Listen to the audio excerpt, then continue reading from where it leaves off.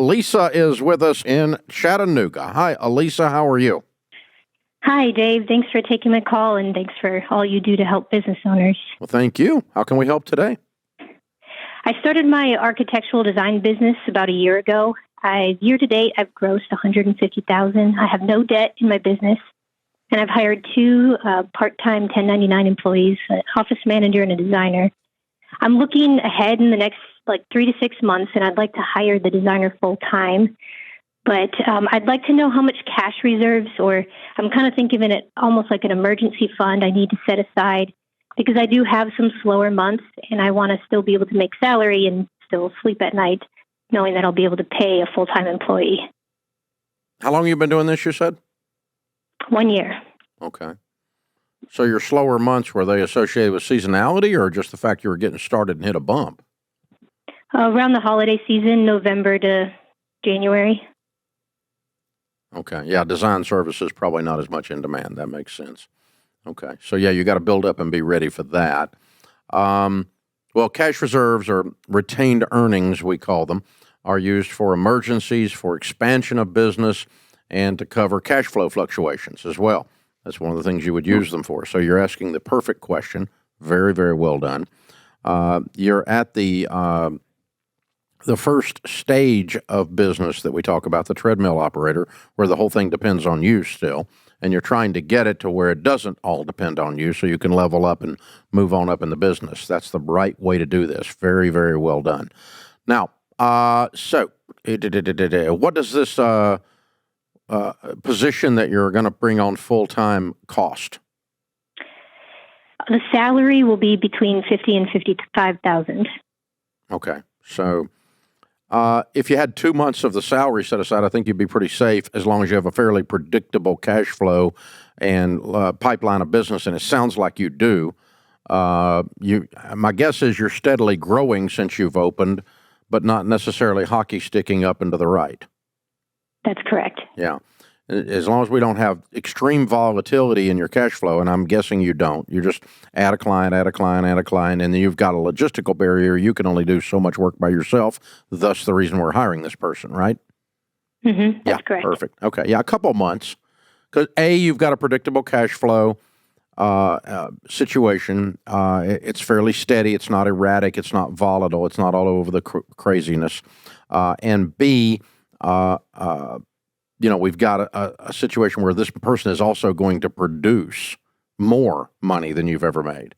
And so, given all of that, I think a couple months of salary, $5,000 or $10,000, $10,000 probably be where I would want to be, and then bring them on full time, because I think you can weather almost any storm regarding that person with that amount of money. Now, again, other things can come at the business, other issues can pop up, but that wouldn't, you couldn't survive it. But that's just part of the fits and starts of business. Does that make sense? That makes sense. Yeah, that's perfect. That's exactly what I needed to hear. What kind of income, what kind of revenues will that person generate? After expenses, I'm going to say somewhere around $2,000. You mean after you pay them? After I pay them, and then I'll have to upgrade some software and computers. Right. You're running CAD or something like that then, right? Correct. Yeah. So, okay. I want to bill them out a little higher than that. That's not much spread. Okay. An income this is a revenue producing position. It's not unusual to try to 2x that. Well, and that's assuming that they were 60% productive, that 40% of their time is not spent on billable hours. And I've heard that that's a good ratio, but I can adjust my numbers. Yeah. Well, I mean, let's run it a few months and see where we are, but it may be that we raise prices across the board if that's the case, because you got to manage billable hours. They got to create the billable hours. And so 40% of lack of productivity, is that lack of business to do, or they just are that inefficient? I think it's going to be a combination of training, continuing education, rep presentations, that kind of stuff, and lack of productivity. Okay. All right. I don't know enough about your world to dispute that. I'm just thinking that anytime we bring someone on that is a revenue producing position, one of our goals is to look at it and go, how can we 2X it? If they cost us 60, how can we have them produce 120? Okay. That's what we're looking at. Now, I can't always do it. It depends on the space you're in, the margins you've got. But I'm talking about gross revs, not even that. I mean, I need, because I've got to pay for their office space. I got to pay for taxes on them. I got to pay for their phone. I got to pay for their computer. I got to pay. I mean, it costs us $50,000 to $60,000 to sit someone down in here.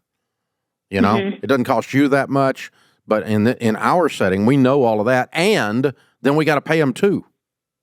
Oh, and then there's a 401k, and then there's a health insurance, and then there's, and so when I add up what someone actually costs me when they enter the building, I mean, sometimes it makes me want to trade places.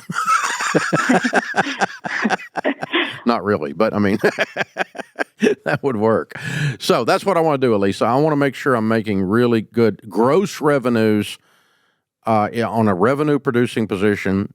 I love to see 2 times. I don't really want to have, it doesn't sound like you got it. I want to squeeze these numbers. I want to squeeze this orange a little harder, get a little more juice out of it. Not to abuse a team member or something like that, not to abuse a client with overpricing something, but I need these numbers to work to where I create a stable situation for the company, for me, and for the new team member.